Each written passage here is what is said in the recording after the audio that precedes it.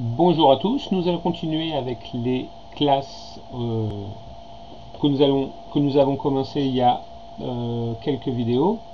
Donc j'avais dit que cette façon d'écrire une propriété avec get et set, c'était arrivé avec Visual Studio 2010 Framework.NET version 4.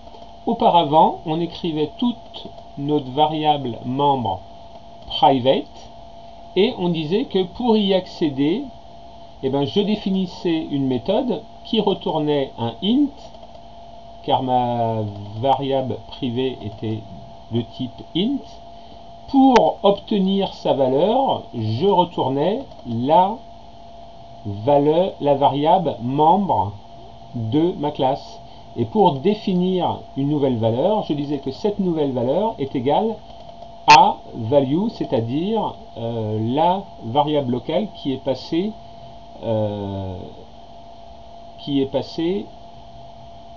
en paramètre dans mon code.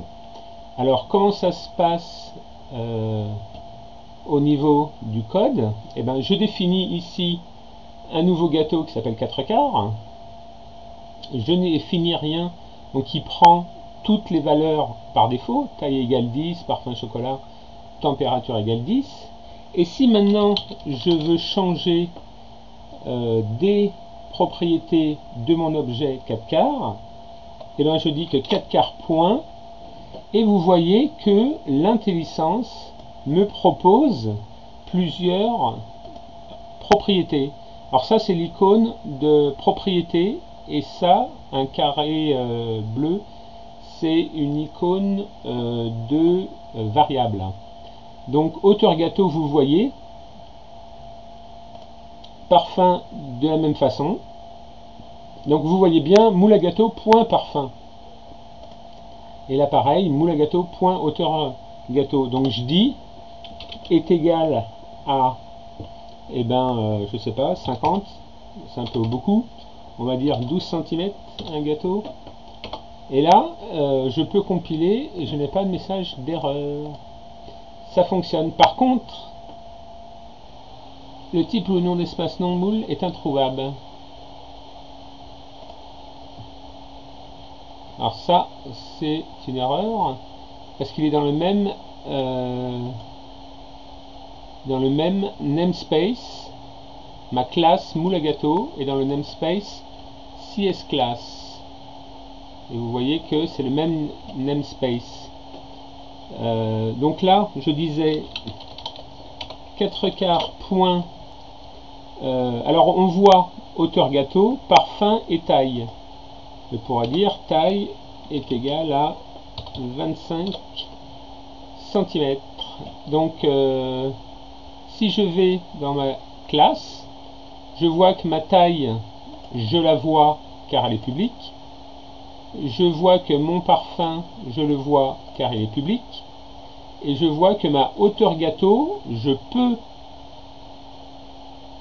y accéder en obtenant ou en définissant une valeur. Mais regardez bien, là c'est ma propriété avec un grand H, et là c'est la variable avec un petit h. Et maintenant quand je fais 4 quarts